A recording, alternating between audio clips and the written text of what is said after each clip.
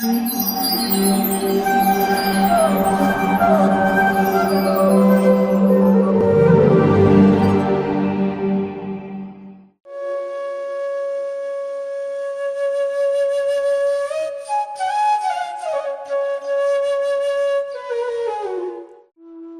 कृष्णा। श्लोक संख्या 4। अनेजदेकं मनसो जवीयो अनेनद्देवा आप्नुवन् पूर्वमर्षत् तद्धावतोऽन्यानत्येति निष्ठत् तस्मिन्नपो मातरिश्वा दधाति। अपने धाम में स्थिर रहते हुए भी भगवान मन से अधिक विद्वान है और अन्य समस्त दौड़ने वालों को पीछे रख सकते हैं। शक्तिशाली देवता उन तक नहीं पहुंच पाते। एक स्थान पर रहते हुए भी वे वायु तथा वर्षा की पूर्ति करने वाले देवताओं को वश में रखते हैं। वे श्रेष्ठता में सबसे आगे हैं। तो यहाँ पर है भगवान के कुछ विशिष्ट हैं लक्षण बताए गए हैं। भगवान अपने धाम में रहते हैं और वो वायु से भी अधिक वेगवान है। कोई उनके साथ स्पर्धा नहीं कर सकता। वो एक जगह रहते हुए भी सभी देवताओं को नियंत्रित करते हैं और इस प्रकार से उनमें अनेक प्रकार के विशिष्ट गुण होते हैं जिसकी चर्चा हम यहाँ पर करेंगे।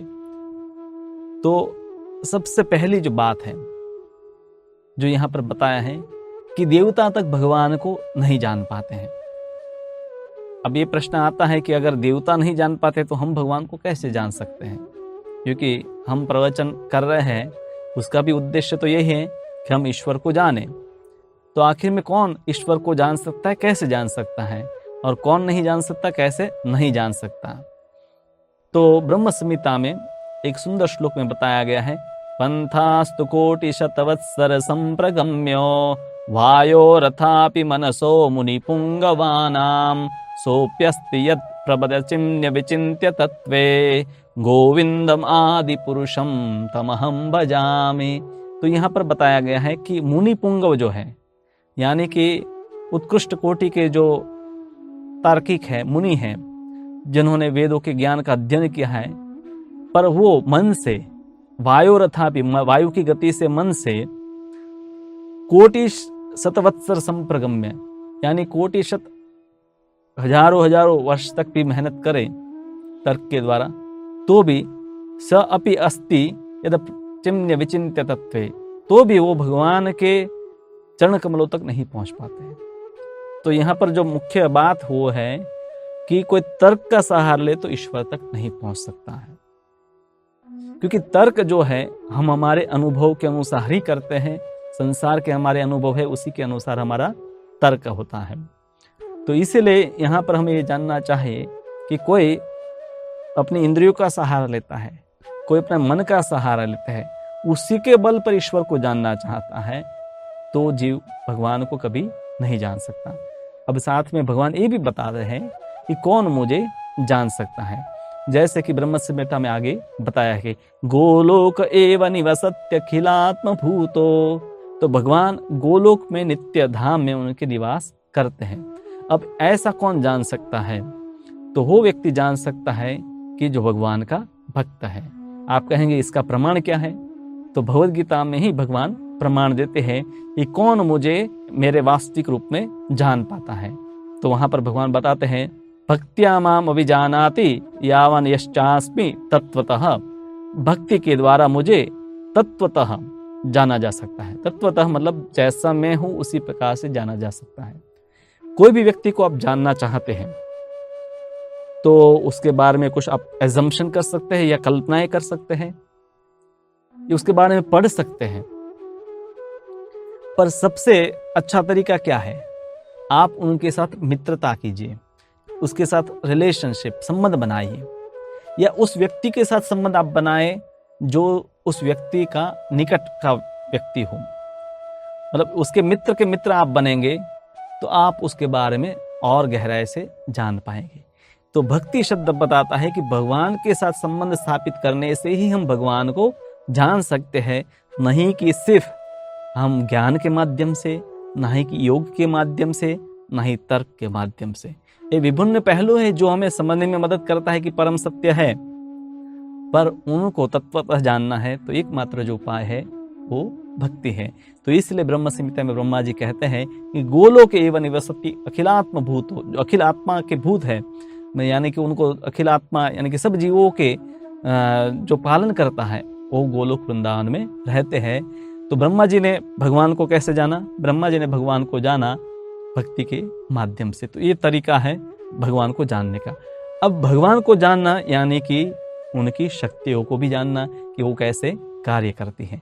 जैसे कोई व्यक्ति का आप नाम बोले तो आपको पता नहीं चलेगा, फिर उस व्यक्ति के बारे में उनके लक्षण, उनका किस किस व्यक्ति के संबंध है, वो कहाँ पर रहता है, तो उनके लक्षणों से ही उस व्यक्ति को आप जानते हैं। तो उसी प्रकार से जो भगवान की शक्तियाँ हैं वो अचिंत्य है। यहाँ पर जैसे बताया है कि भगवान एक ही जगह विद्यमान है, फिर भी वो संसार में सभी देवताओं को नियंत्रित करते हैं। तो उदाहरण भी विष्णु पुराण से ले सकते हम। विष्णु पुराण में बताया गया है कि भगवान अग्नि की भांति है। जैसे आप अग्नि प्रगटाए, ठंडी का समय है, अग्नि आपने प्रगटाई तो उसका प्रकाश भी है फैलेगा। आप अग्नि से आप दूर बैठे हैं तो भी आपको अग्नि के ताप का अनुभव होता है। तो भगवान जो है कहीं भी प्रकट हो सकते हैं, उनके लिए कोई भी कोई बंधन नहीं है कि वो अपने धाम में है तो यहाँ प्रकट नहीं हो सकते हैं और यहाँ पर है तो और कहीं नहीं हो सकते हैं। उनके लिए दोनों वस्तु संभव है, वो एक जगह भी हो सकते हैं, सर्वत्र भी विद्यमान हो सकते हैं। अत्र तत्र सर्वत्र सब जगह भगवान के लिए विद्यमान होना संभव है। कोई भौतिकवादी व्यक्ति के लिए संभव नहीं है।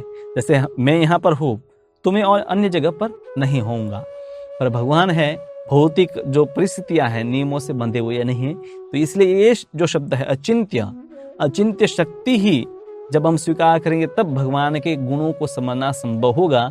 अन्यथा तो हम हमारे छोटे से दिमाग से और उसमें रही बुद्धि से भगवान को तो क्या इस संसार की वस्तुओं को भी ठीक से नहीं जान पाते हैं। तो भगवान को बहुत बड़ी आगे की वस्तु हो गई। अब भगवान की शक्तियों की और थोड़ी विस्तार से बात करते हैं। तो भगवान की शक्ति अनेक है, पर मुख्य रूप से हम 3 भाग में उसका विभाजन पहले करते हैं। एक तो अंतरंगा शक्ति उनकी कहते हैं, जो भगवान के धाम में होती है और भगवान की लीलाओं में कार्य करती है। और दूसरी होती है बहिरंगा शक्ति। अब अंतरंगा मतलब उनकी आंतरिक शक्ति, बहिरंगा मतलब बाह्य शक्ति जो इस संसार में काम करती है। तो अंतरंगा शक्ति को योगमाया भी कहते हैं और बहिरंग शक्ति को महामाया भी कहते हैं। और यही बहिरंग शक्ति का प्रकटीकरण दुर्गा के रूप में, दुर्गा देवी के रूप में होता है। और वो इस संसार की अधिष्ठात्री है, नियंत्रक है, नियंता है और सभी, इसीलिए उसको जगत जननी भी कहते हैं।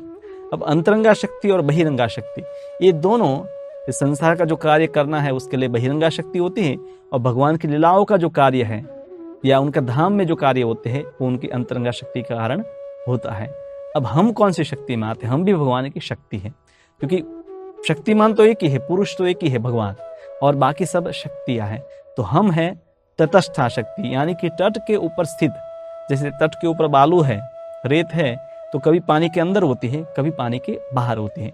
तो उसी प्रकार से जीव है, अगर वो आध्यात्मिक मार्ग पर जाता है तो अंतरंग शक्ति के प्रभाव में आता है, तब वो भगवान को याद करता है और भक्ति में लगता है। पर जब वो जीव ईश्वर को भूल जाता है तब बहिरंग शक्ति के प्रभाव में आ जाता है और इस संसार में वो कष्टों का अनुभव करता है। इसलिए जीव को तटस्थ शक्ति कहा, यानी कि उनके पास चॉइस है, विकल्प है कि वो अंतरंगा शक्ति के प्रभाव में रहे या बहिरंग शक्ति के प्रभाव में रहे। तो 84 लाख योनि के जो सभी जीव है वो इस प्रकार से तटस्थ शक्ति है और इस संसार में वो बहिरंग शक्ति के प्रभाव में होते हैं। पर जब वो भगवान की शरणागति लेते हैं तब भगवान कहते हैं कि देवी प्रकृतिम आश्रित, तब वो देवी प्रकृति यानी कि अंतरंगा शक्ति जो है उसके प्रभाव में आ जाते हैं। तो इस प्रकार से भगवान की इन शक्तियों के भी और भी अनेक भेद है। ये मुख्य हमने वर्गीकरण किया, पर अंतरंग शक्ति के भी बहुत सारे भेद है, बहिरंगा शक्ति के भी बहुत सारे भेद है, और तटस्थ शक्ति में भी अनेक प्रकार के भेद होते हैं। तो पहले तो कम से कम है ये समझना चाहिए कि एक पुरुष है और वो भगवान है, और हम सब है अनेक, वो सब है भगवान के नित्य दास है, उनके शक्तियां हैं और शक्ति की का कार्य होता है शक्तिमान जो है उनकी सेवा करना और उनके लिए कार्य करना। तो ये हमें समझना चाहे। तो भगवान की ये जो शक्तियाँ हैं इस संसार में जो काम करते हैं, ये संसार भी है, इसको हम कहते हैं भौतिक जगत। भौतिक यानी कि ये वो जगत कि जहाँ पर हर वस्तु है भौतिक पदार्थों से बनी हुई है, मतलब पृथ्वी, जल, अग्नि, वायु, आकाश, ये सब तत्वों से यहाँ पर ये संसार बना हुआ है। और यहाँ पर हमें क्या होता है, दुखों का अनुभव होता है, और कोई भी वस्तु स्थायी नहीं है, कोई वस्तु अमर नहीं है, इसलिए इसको दुखालयम अशाश्वतम भगवद गीता में बताया गया है। और इसके ऊपर इस संसार से परे एक संसार है जिसको कहते हैं आध्यात्मिक जगत या वैकुंठ लोक। अब आध्यात्मिक जगत क्या है, सुखालय है और शाश्वत है, और ये भौतिक जगत है, दुखालय है और अशाश्वत है। तो भगवान के धाम में जो शक्ति काम करती है उनको अंतरंगा शक्ति कहते हैं, और इस संसार में जो शक्ति काम करती है उनको बहिरंग शक्ति कहते हैं। तो हम इस संसार में हैं वास्तव में, और इस संसार में हम हैं दुखों का इसलिए अनुभव करते हैं क्योंकि भगवान की बहिरंग शक्ति का कार्य ही यही होता है। जैसे एक बड़ा सा नगर है और उसमें अधिकतर लोग हैं, नगर में रहते हैं, सरकार के नियमों का पालन करते हैं, और कुछ लोग हैं उस नगर में नियमों का पालन नहीं करते हैं, उनको कैद खाने में डाल दिया जाता है। वहाँ पर भी सरकार के नियम हैं और कड़े नियम हैं, और वहाँ थोड़े कष्ट ज़्यादा है। तो उसी प्रकार से ये पूरा संसार एक कैद खाने की भांति कार्य करता है। अब भगवान की ये शक्तियाँ सर्वत्र विद्यमान हैं, और शक्ति और शक्तिमान की बात अब हम करते हैं कि भगवान है, शक्तिमान है, और उनकी अनेक प्रकार की शक्तियाँ हैं। तो जैसे सूर्य है और सूर्य का प्रकाश होता है, तो सूर्य के बिना सूर्य के प्रकाश की कोई संभावना नहीं होती है। तो उसी प्रकार से भगवान के बिना उनकी शक्तियों का कोई अस्तित्व नहीं होता है, और ये शक्ति शक्तिमान से ही प्रकट होती है, और इस प्रकार से उसमें कोई भेद भी नहीं है, कोई, क्योंकि शक्ति है, कोई स्वतंत्र अस्तित्व नहीं है, पर वो शक्तिमान पर ही निर्भर है। तो इसीलिए इस दोनों में अभेद भी बताया गया है।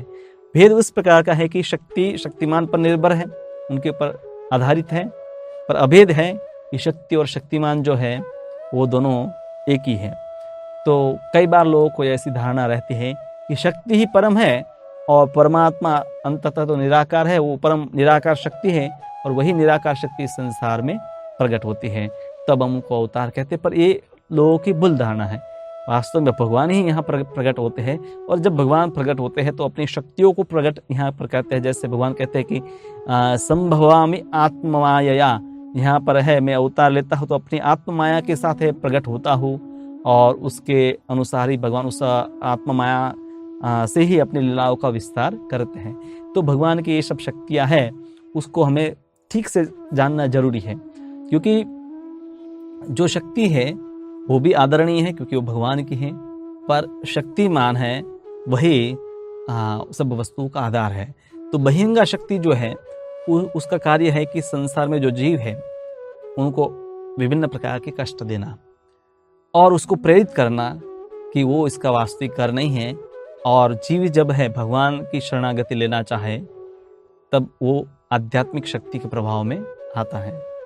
जैसे जो कैदी है जेल में रहकर समझ जाए कि ये मेरा वास्तविक घर नहीं है, तो उनको है थोड़ी मुक्ति दी जाती है, और धीरे धीरे उनको उनकी सजा भी कम कर दी जाएगी, उसको मुक्त भी कर दिया जाएगा अगर वो सरकार के नियमों का पालन करने लगेगा। तो उसी प्रकार से सब जीवों के साथ भी होता है। तो भगवान की शक्तियों के बारे में अब भगवान भगवद गीता में भी बताते हैं कि ऋषिगण हैं, सूरगण हैं, वो भी मुझे संपूर्ण रूप से नहीं जान पाते।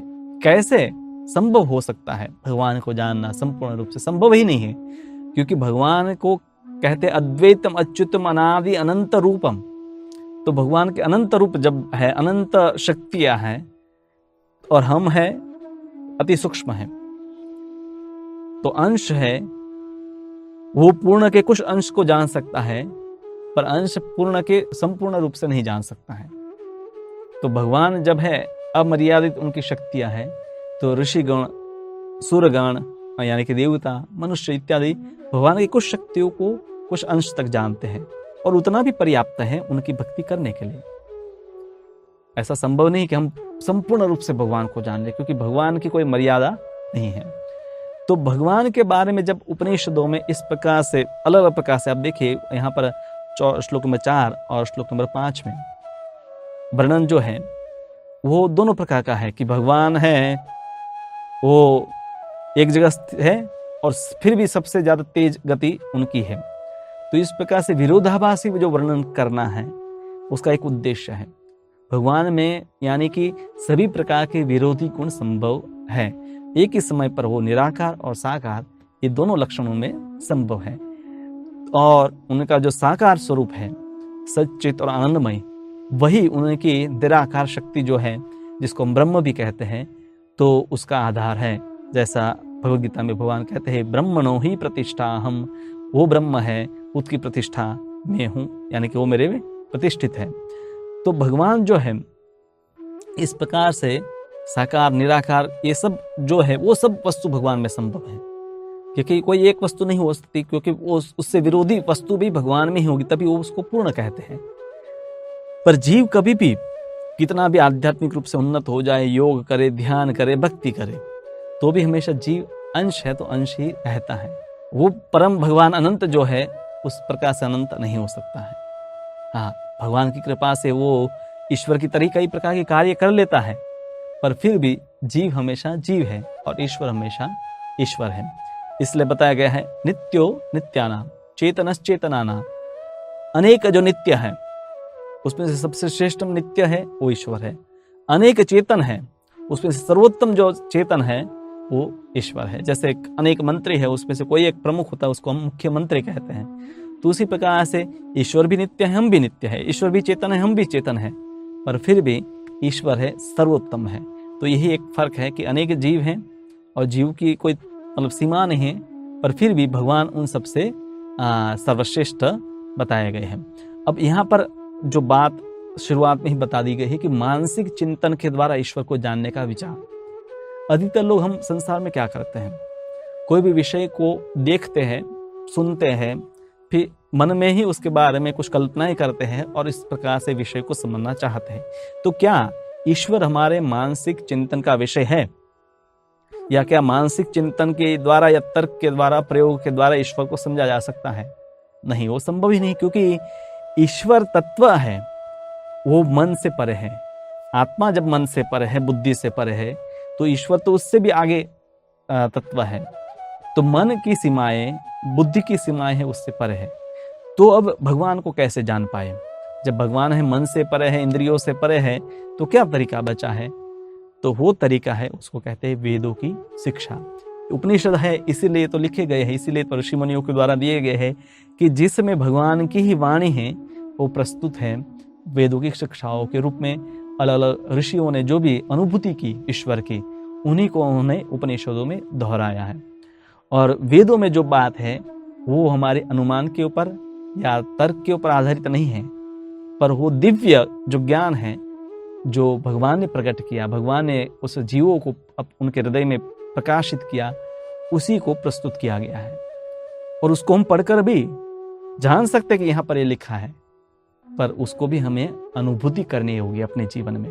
तो आपको गीता, भागवत इत्यादि ग्रंथों का ज्ञान तो उपलब्ध है, पर उस ज्ञान विज्ञान तभी बनेगा जब उसको हम पढ़ेंगे, सुनेंगे, खास करके ऐसे लोगों से सुनेंगे जो इस ज्ञान का साक्षात्कार किया है, उनकी हम सेवा करेंगे, उनके द्वारा बताई गई साधना हम करेंगे, तब जाकर हम ये जो ज्ञान है उसको अपने जीवन में भी अनुभूति कर पाएंगे। तब वो हमारे लिए है तर्क का विषय नहीं होगा, पर प्रत्यक्ष अनुभूति का विषय बन जाएगा। तो इसीलिए वेद में जो भी ज्ञान बताया गया है वो कोई कल्पना नहीं है, पर वो वास्तविकता है।